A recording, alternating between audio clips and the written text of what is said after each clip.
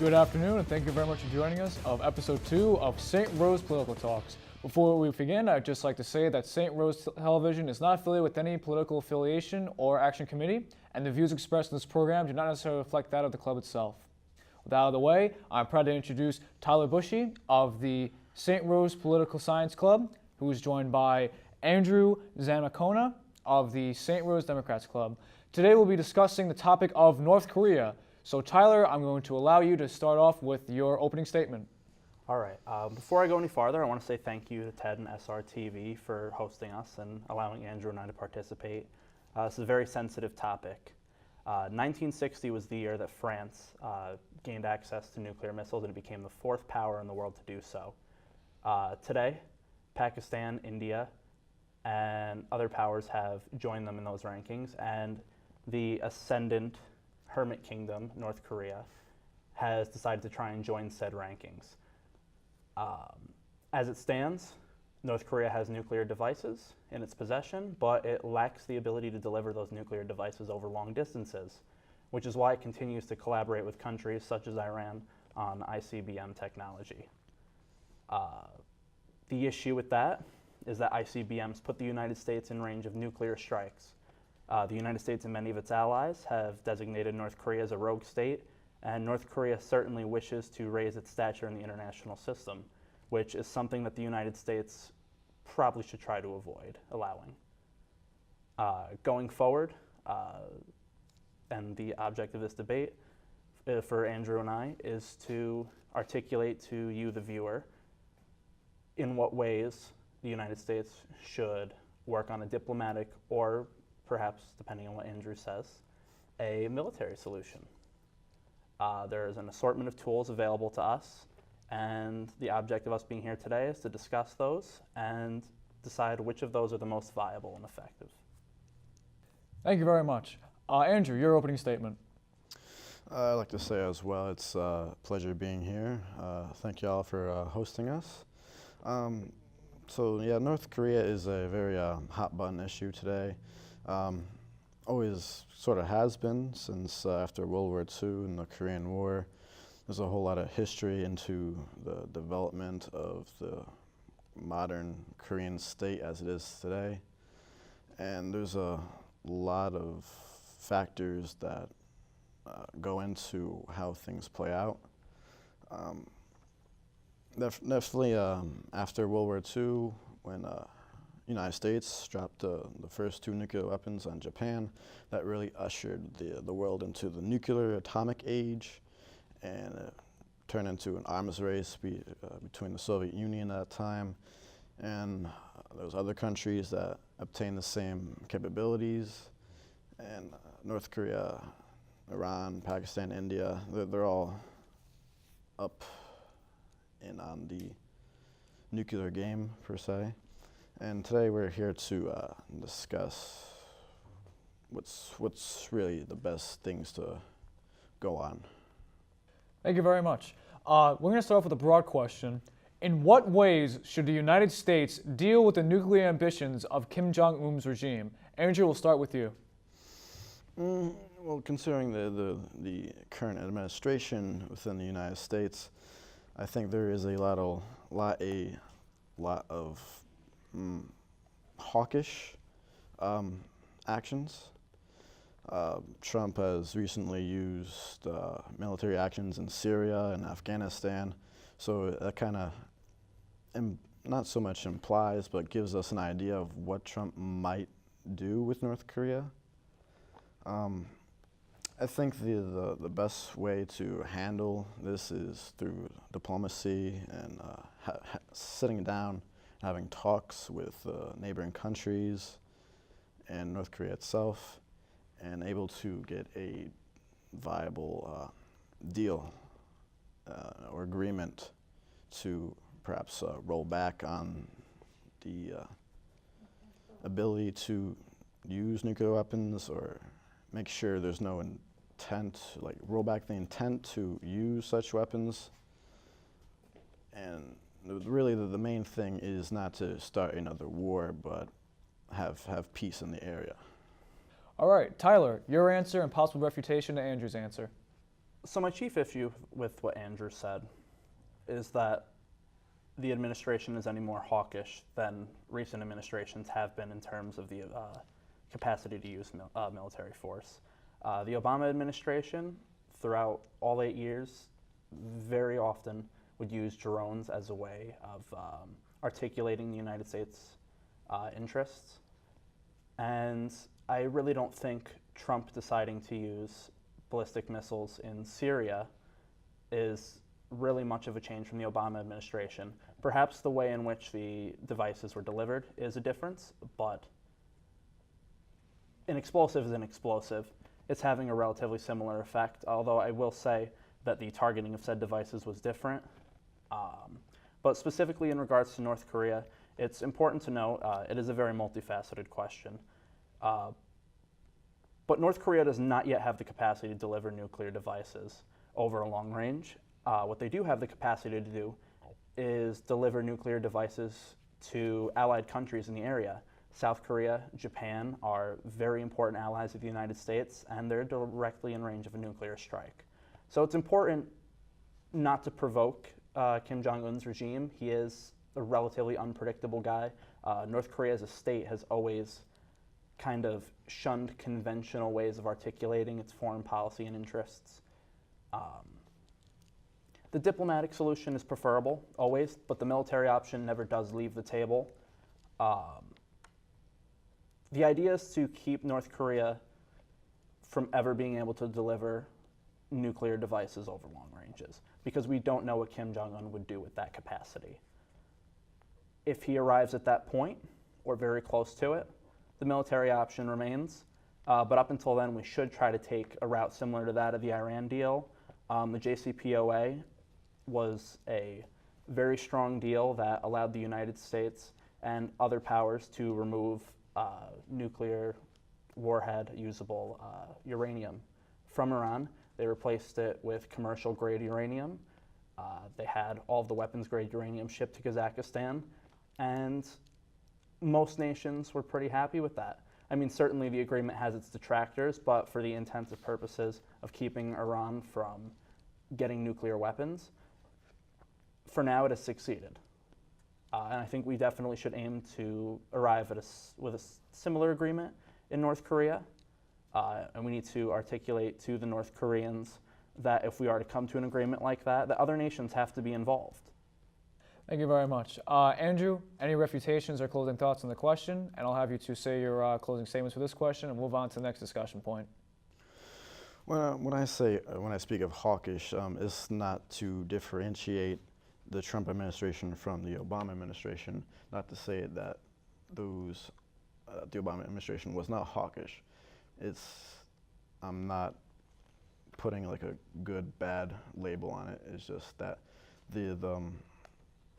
as you said, the military option is always on the table, but that shouldn't always be the first option. And through peace I think is more an effective way than just force. All right, let's move into the specifics. What countries do you believe should be involved in the de-escalation of tension in North Korea? Tyler, I'll start with you. Most importantly, China needs to come to the table. North Korea is within China's sphere of influence, and they are our best possible means of exerting pressure on the regime and motivating them to avoid pursuing ICBM technology. Currently, North Korea is in possession of nuclear devices, and like I said, they cannot deliver them over long distances. I don't think it's in China's interest for them to do that. And I would say that a lot of the other powers in the region, our allies, South Korea, Japan, need to come to the table as well and put pressure on the North Koreans, simply because they're most immediately affected by the North Koreans possessing nuclear weapons. It's a danger to them and all of their citizens. Currently, there's talk in the Abe administration in Japan to change the Japanese constitution in such a way that they can rebuild the military. Until that happens, I would say that Japan needs to do everything it can in a sanctioning capacity to pressure the North Koreans also to reach the table. No matter what talks have to be multilateral. Bilateral talks will lead to North Korea trying to get lump sums out of the United States to avoid nuclear weapons. And we're not paying off North Korea for bad behavior. It's not the correct thing to do. It's really not the way we've done things in the past. The JCPOA is definitely an exchange type deal. It's not like we paid off the Iranians to abide by international norms, and I don't think we should take that route with the North Koreans either. That being said, I do think we also need to make sure that all of our allies in the region articulate to the North Koreans that if they do move away from having any interest in talking to other countries, that the military option exists, and if they approach nuclear capacities and being able to deliver nuclear warheads over long distances, there will be a response from the international community. The United States will not tolerate that, neither will our allies. Thank you very much. Andrew, your point, and do you think that there should be a sphere of influence on North Korea, and do you believe that the talks in North Korea should be multilateral, as Tyler said? Well, I believe that that the countries involved in de-escalating the tension in North Korea should be, as Tyler said, Japan, even South Korea and China. I think this would be a good opportunity for Russia to sit down at the table, perhaps maybe have ease tensions with the United States right now, because if countries work together, they have better relations with each other. Not always, but mostly within, like, according to human nature, that's just how we are as people.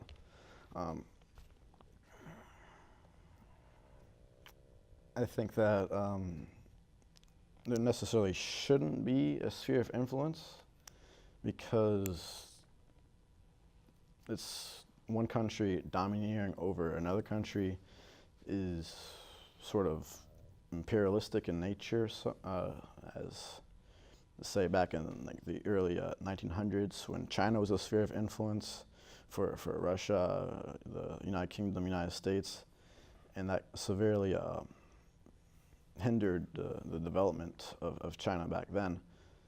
So in order to have North Korea be able to pick itself up, I think it should have talks with these other countries in a way that would help itself, and not only itself, but other countries around. All right, thank you very much. Tyler, do you have anything else to add or any refutation you'd like to add on before we move on to our next question? Yes.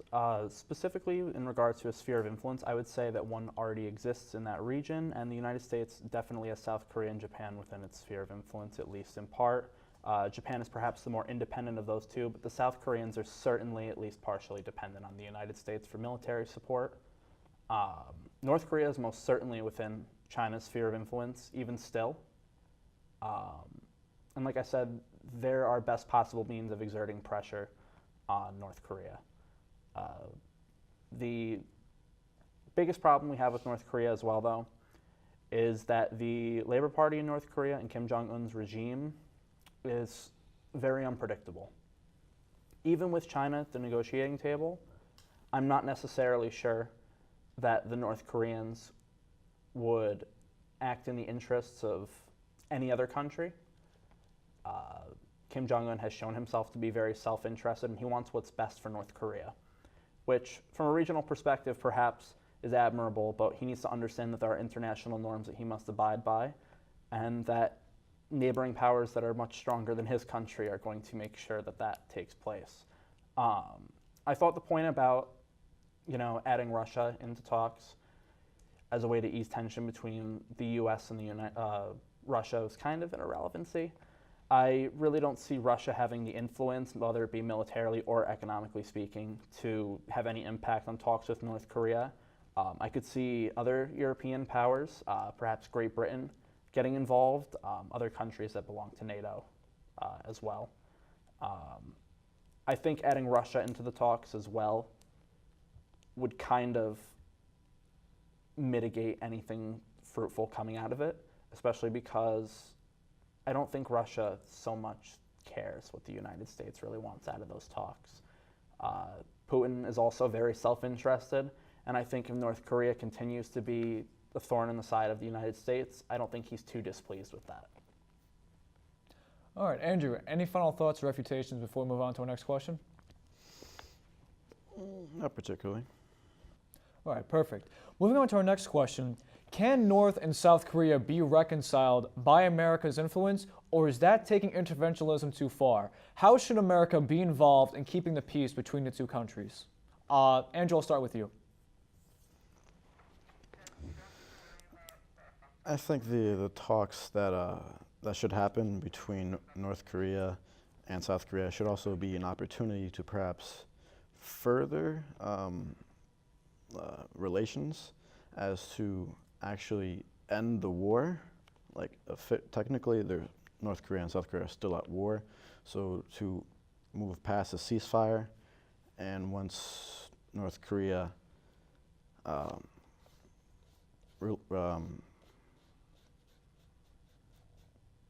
stops using stop using nuclear weapons as a threat to its surrounding territories, should be something to look forward in the future. I think definitely the United States should be involved because of the influence the United States has there, as well as you said before as well, there should be series of influences, but to keep peace talks on track, and then once things are sort of smoothed out, kind of lend the leash a little bit more. All right, Tyler, your point of view on any refutations? In regards to the North and South being reconciled, I think that's certainly possible in the future, but it's not something that should be forced. I do think talks should perhaps be used as a means to limit the amount of pull that Kim Jong-un has with his people, perhaps weaken his positioning as a leader. Eventually, perhaps we would like to see North Korea become a democratic nation, but at the same time, I don't think putting an immense amount of pressure on Kim Jong-un to the point where he's removed by a military coup or even assassination would be to our benefit. I mean, we're not particularly fond of Kim Jong-un as a leader, but even still, what could come after his removal could prove to be a lot more detrimental to the United States' interests. So I think at the present moment, the devil we know is better than the devil we don't. Going forward, I do think the United States potentially could have to use military intervention in North Korea, obviously to remove any ICBM technology. But if that's the case, I don't think necessarily the goal should be to remove those in power. If that takes place, and we do have to replace said government, I think we need to do as best as we can to put in a proxy government or just any sort of regime that the North Koreans can at least agree with. Forcing them to reconcile with the South Koreans is a little arrogant, and I think it'll bite us in the butt later down the line. All right, Andrew, any final thoughts or refutations to Tyler's argument? Not particularly. All right, perfect. Moving on to our next question. Should we allow North Korea to continue its nuclear program, and if so, under what conditions? Tyler, I'll start with you.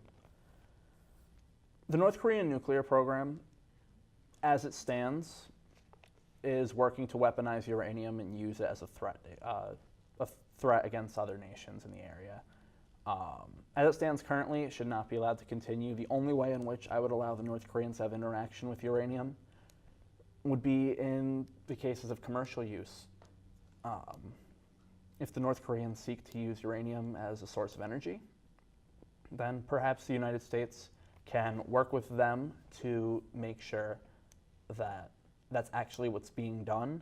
The North Koreans thus far haven't been terribly cooperative with allowing international investigators to come and view nuclear subterfuges and see what's going on within North Korea. To this day, North Korea is kind of an intelligence vacuum. We don't really know what's going on within the borders of North Korea. So I would say only under circumstances where the North Koreans are seeking peaceful use of uranium should we allow it to continue. I referenced the JCPOA before, the Joint Comprehensive Plan of Action that was enacted just a couple years ago. And weaponized uranium was removed from Iran, was sent to Kazakhstan. They sent back commercial-grade uranium. And to our knowledge, and as long as Iran keeps complying with the agreement, they'll be working towards peaceful use of nuclear material and providing nuclear energy to their people. And that's perfectly all right. Seeking renewable sources of energy, or anything aside from coal, gas, is perfectly admirable. But in cases where that's being used for weapons, to articulate your national interests in a threatening way, that's something that the international system as it stands won't tolerate. So unless North Korea has a reversal, I don't see them being allowed to participate in nuclear research or furthering their ambitions any further. All right, Andrew, your point of view and any possible refutations. I don't think there's much differences between the answers that Tyler gave between mine. I think that North Korea should have the ability to use nuclear science as a way for energy, for through peaceful ways, and not if it's going to use that as to bring on war in the area. Perfect.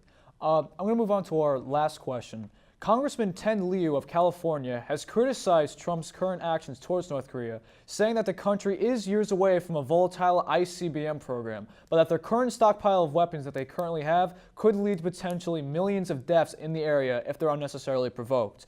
My question to you is, how much of a threat do you believe North Korea currently poses to surrounding territories and to America itself in its current state? And what is the proper enter and exit strategy if we do get our military involved? Andrew, I'll start with you. I believe that North Korea poses a threat to South Korea, China, if it so dares to, even Japan possibly. But I don't think that it's a direct threat to the United States because of its capacity is not at that current level. But I believe the best way to go about this is through peaceful talks and negotiations, and try not to provoke North Korea or Kim Jong-un into sending nukes over the border. So I would avoid war almost to all costs. If it comes to that point, I think we should go in a clean strike and not create a power vacuum per se. If there's any other parties are similar to that, or we don't want to have another Iraq, basically. But I don't think that's necessarily the situation in North Korea. But I feel like we should be very clean and smooth about it. Thank you very much. Tyler, your point of view on any possible refutations. Well, I do think North Korea poses a threat in the same way that Andrew does. But I would say perhaps it's more of a threat than he made it sound like. North Korea, as it stands today, has the capacity to strike Japan, South Korea, China, and many of its surrounding nations with weapons. Going forward, if they arrive at a point where they have ICBM technology, North Korea could prove to be a threat to Australia, the United States, Canada, most NATO countries really, and just about anybody that really doesn't do what the North Koreans want. Should our military have to get involved? I know Andrew said that we should avoid creating a power vacuum. And while I do agree with that, and of course, since the Ford administration, assassination hasn't been a part of U.S. foreign policy or a tool that we use, we need to make sure that we don't treat North Korea like Iraq if we go in there. I do think that the situation is different, especially because in North Korea there's a higher degree of nationalistic fervor. I don't think there's as much of a religious component. Going forward, should we enter, the United States needs to make sure It is a quick operation. We need to remove nuclear material from North Korea and do so safely and dispose of it.